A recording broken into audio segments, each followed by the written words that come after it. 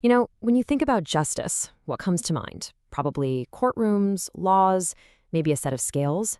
But what if justice was something more? Something as fundamental to the universe as gravity? Well, for the ancient Egyptians, it was exactly that.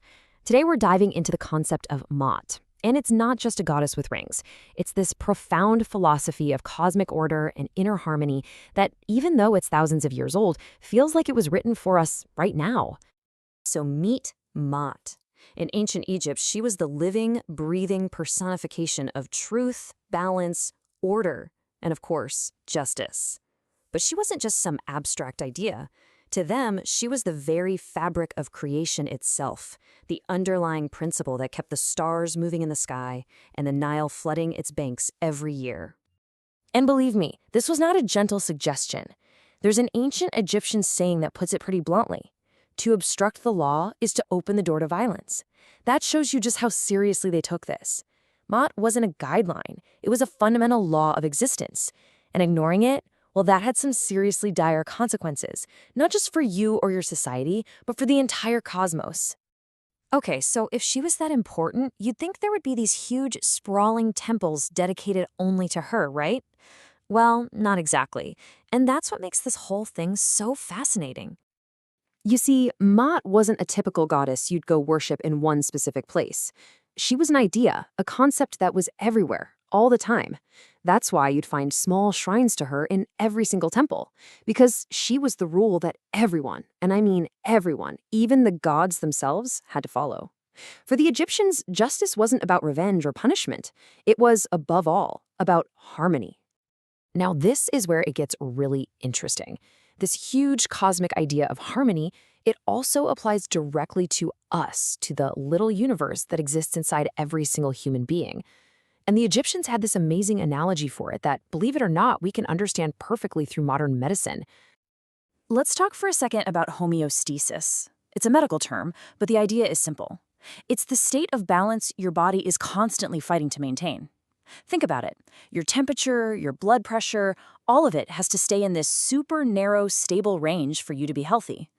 If it goes too far one way or the other, you get sick. That state of perfect equilibrium, well, that's Ma'at. That's justice happening inside your own body. So let's draw the parallel here.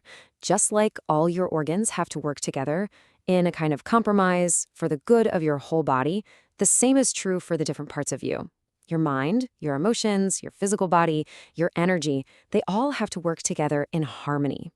Disease in the body is disharmony, and it's the exact same for the soul. And this is where the Egyptian idea of personal injustice becomes crystal clear. When one part of you starts acting egoistically, like when your emotions just completely steamroll your rational mind, or your short-term desires make you ignore your long-term goals, that's when chaos and disorder show up in your life. To the ancient Egyptians, that was injustice, an injustice against yourself. Now, this whole concept of inner justice wasn't just some nice philosophy for living a good life. Oh no, it was the absolute heart of their spiritual journey, and it all led up to this one dramatic final test after you died. And the big test, the final exam, it wasn't about how rich you were or if you were a pharaoh or a farmer. No. The ultimate test was about something much, much deeper. It was about your integrity. This, right here, is the famous weighing of the heart.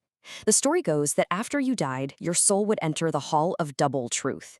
There, your heart, which they saw as the seat of your conscience, was placed on one side of a scale, and on the other side, a single ostrich feather, the symbol of Maat, of truth and justice. If your conscience was heavy with conflict, with lies, with disharmony, it would tip the scales.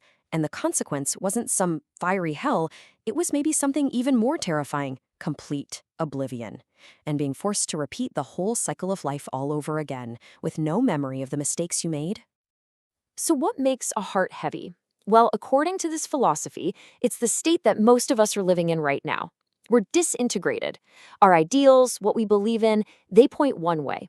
But our daily actions, what we actually do, go in a totally different direction. And then our feelings are pulling us somewhere else entirely.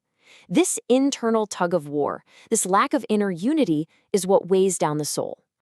The goal, then, the whole point, was to become an integrated being, to be a person of a single piece, where what you think, what you feel, and what you do are all perfectly aligned. To be someone whose actions are true, honest reflection of their deepest values. That state of integrity, that was the ultimate spiritual achievement. And for the few who passed this test, whose heart was as light as that feather, they were given a special title, Maat. It means the justified, or even more beautifully, the one who speaks the truth. And get this, it wasn't about being forgiven for your sins. It was a recognition that you were a person of integrity, a straight and true human being. But becoming Maat, as incredible as that wasn't the end of the journey. It was just the ticket to the final, amazing transformation.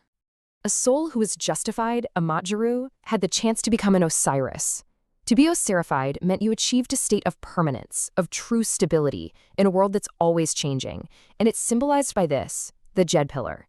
It represents stability, endurance. It's literally the backbone of the god Osiris. And if you look closely, the Jed pillar is built with 4 levels. That is no coincidence.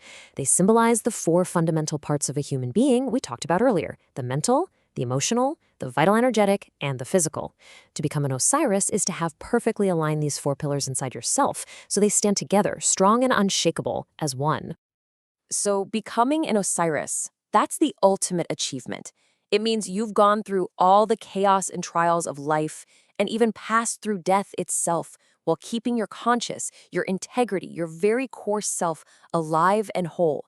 You've achieved a kind of immortality, not through some magic spell, but through inner wholeness. Now, all of this might sound like really cool ancient mythology, but what's so powerful is that these Egyptian ideas tap into some of the deepest, most universal human quests, a quest that is absolutely as relevant for us today as it was for them thousands of years ago. The Egyptians, and later on, the Greek philosophers like Plato, who learned a lot from them, they believed that all of humanity is guided by these great, inspiring ideals, or archetypes. These are the perfect models of truth, goodness, beauty, and, you guessed it, justice. We've never seen perfect justice or absolute beauty, but we know deep down that they exist, and we're always striving to get closer to them. And in a way, you could say that the entire history of humanity is just that, a timeless struggle. It's the story of us trying, generation after generation, to build societies that better reflect these ideals, and to become individuals who can better embody them in our own lives. It's this constant effort to bring a little piece of that divine perfection down into our very imperfect world. Which brings us to one last, really powerful thought. We so often look for change in the world through external things, political or social revolutions, but the Egyptians suggest something radically different, that only a just person can help create a just society. So what if the true revolution is a philosophical one? A revolution that doesn't start in the streets, but in the quiet, harmonious alignment of our own hearts and minds? What if real, lasting change begins inside each and every one of us?